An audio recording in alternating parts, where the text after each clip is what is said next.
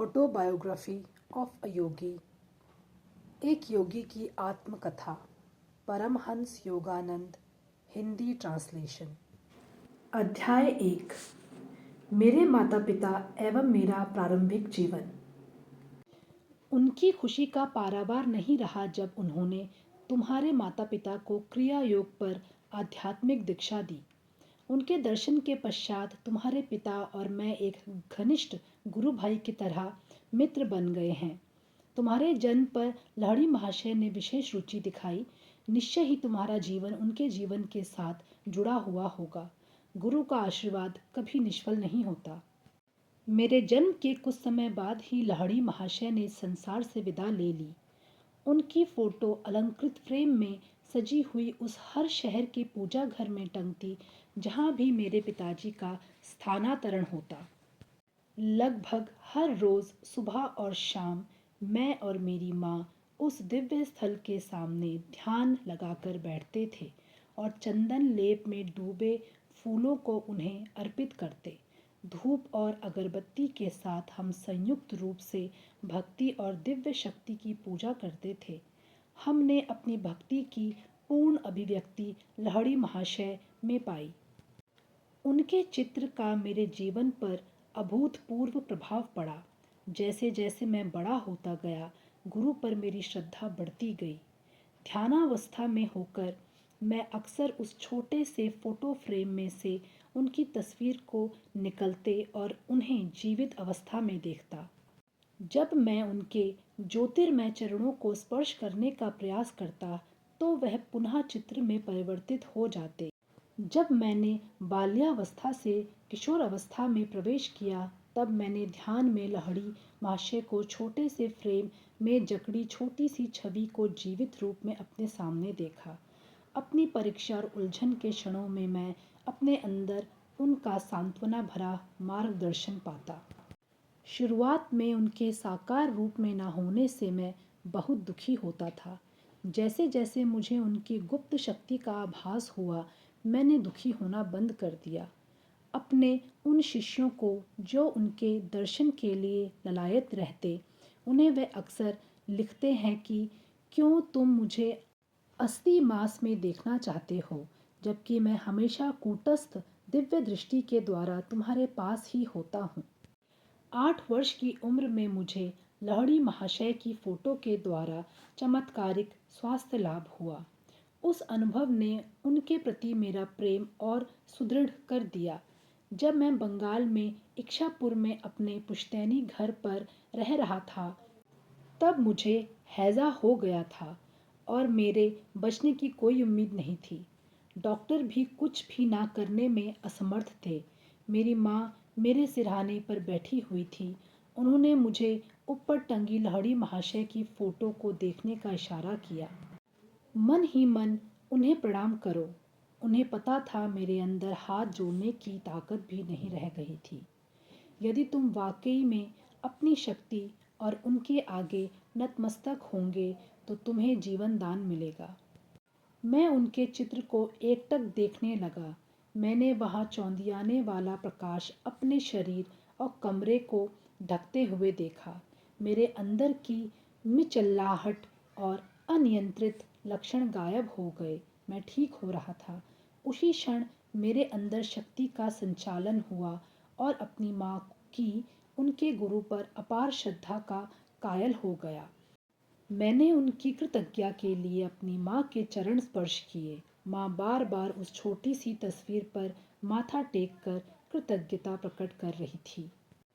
हे सर्वव्यापी गुरु, मैं आपकी और आपकी अलौकिक रोशनी की आभारी हूँ जिसने मेरे पुत्र को जीवन दान दिया। मुझे आभास हुआ कि मेरी माँ ने भी उस दिव्य रोशनी के दर्शन किए थे जिसकी वजह से मैं ऐसे जानलेवा रोग से मुक्ति पा सका। लहड़ी महाशय का वह चित्र मेरी अनमोल धरोहर है जिसे स्वयं उन्होंने मेरे पिताजी को दिया था। उसके अंदर एक पवित्र स्पंदन है। इस चित्र के पीछे भी एक चमत्कारिक कहानी है। मैंने इस कहानी को अपने पिताजी के गुरु भाई काली कुमार राय से सुनी थी। ऐसा प्रतीत होता है कि लहड़ी महाशय को अपनी फोटो खिंचवाना पसंद नहीं था।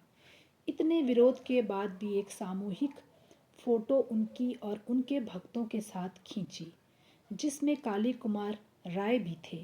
वह एक कुशल फोटोग्राफर था। उसने पाया सामूहिक तस्वीर में सब शिष्य तो हैं, लेकिन लाहिड़ी महाशय उसमें। जहाँ वे खड़े थे वह जगह खाली थी। कई दिनों तक इस विस्मयकारी घटना की खूब चर्चा हुई।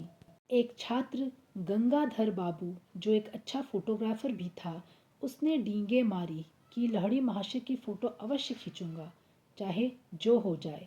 लाहिड़ी जी के पीछे एक पर्दा लगाया गया। गंगाधर पूरी तैयारी के साथ अपनी सभी साजो सामान के साथ आया था और लालच में उसने तस्वीर खींचने के लिए एक एक करके 10 प्लेटें लगाईं, लेकिन उसने देखा उसकी हर फोटो पर पर्दा तो था, मगर तस्वीर में लाहिड़ी महाशय कहीं भी नहीं थे। गंगाधर बाबू का घमंड चूर चूर हो गया। वे रोते हुए अपने गुरु के पास गए। कई घंटे बाद लाहिड़ी महाशय ने अपनी चुप्पी तोड़ी और महत्वपूर्ण टिप्पणी दी। मैं एक आत्मा हूँ, क्या तुम्हारा कैमरा सर्वव्यापी निराकार की तस्वीर खींच सकता है? गंगाधर बाबू ने कहा, मैं देख सकता हूँ कि यह आपकी तस्वीर नहीं खींच सकता, परंतु हे पावन सर्वज्ञानी गुरु, मैं आपके मंदिर समान देह की एक तस्वीर खींचना चाहता हूँ। मैंने आपको बहुत सकुंचित दृष्टि से देखा। मैं अभी तक यह समझ नहीं पाया कि आप में पूर्ण परमात्मा का वास है। ठीक है, तब तुम कल सुबह आओ। मैं तुम्हारे कैमरे के सामने फ़ोटो खिंचवाऊंगा। अगले दिन फोटोग्राफर ने फिर से अपना कैमरा फोकस किया। इस बार उस महान महापुरुष की आकृति बिना किसी रहस्यमय आवरण के प्लेट पर स्पष्ट रूप से उभर आई। मेरे गुरु ने उसके बाद किसी अन्य तस्वीर के लिए फ़ोटो नहीं खिंचवाई। कम से कम अभी तक मैंने तो कहीं नहीं देखी है। वही फ़ोटो इस पुस्तक में छपी है। लाहिड़ी महाशय के सांचे में ढली सुंदर आकृति से यह नहीं पता चलता कि वह किस वंश और जाति से थे। उनकी अपनी ओर सबको आकर्षित करने वाली रहस्यमय मुस्कान में उनके ईश्वर के साथ साक्षात्कार की खुशी की झलक थोड़ी थोड़ी दिखाई देती है। बाहरी जगत से उनकी कम से कम रुचि और संबंध है। इसका स्पष्ट रूप से उनकी आधी खुली और आधी बंद आंखें संकेत देती हैं। इस संसार के तुच्छ प्रलोभनों से दूर वे आध्यात्मिक सहायता के लिए उनके पास आने वालों के लिए हमेशा तत्पर और उनकी जिज्ञासाओं को शांत करने के लिए तैयार रहते थे। गुरुदेव के पवित्र चित्र के दर्शन मात्र से स्वास्थ्य लाभ करने के कुछ दिनों बाद मुझे एक अति प्रभावपूर्ण दिव्य दर्शन हुआ। एक सुबह अपने बिस्तर पर बैठा मैं गहन दिवा स्वप्न में डूब गया। बंद आंखों के अंधकार के पीछे क्या है, इस तरह का तीव्र जिज्ञासापूर्ण विचार बड़े वेग से मेरे मन में आया। उसी क्षण मेरी अंतर्दृष्टि के सामने तेज प्रकाश पुंज फैल गया। मुझे अपने ललाट के दीप्तिमान पट में पर्वत गुफाओं में ध्यान लीन अवस्था में बैठे साधु संतों की आकृतियां एक चलचित्र की भांति दिखने लगी। आप कौन हैं? मैंने जोर से पूछा। हम हिमालय के योगी हैं। ऐसे आकाशीय जवाब का वर्णन करना कठिन है, लेकिन ऐसा दिव्य जवाब पाकर मेरा हृदय गदगद हो गया। ओह, मैं भी हिमालय जाने की तीव्र इच्छा रखता हूँ और आप जैसे बनना चाहता हूँ। वह दृश्य गायब हो गया, लेकिन रजत किरणें वृत्ताकार रूप में अनंत की ओर विस्तृत होती गईं। यह अद्भुत प्रकाश क्या है? मैं ईश्वर हूँ, मैं प्रकाश हूँ। यह आवाज़ बादलों की सौम्य सुगबुगाहट जैसी थी। मैं आपके साथ एकाकार होना चाहता हूँ।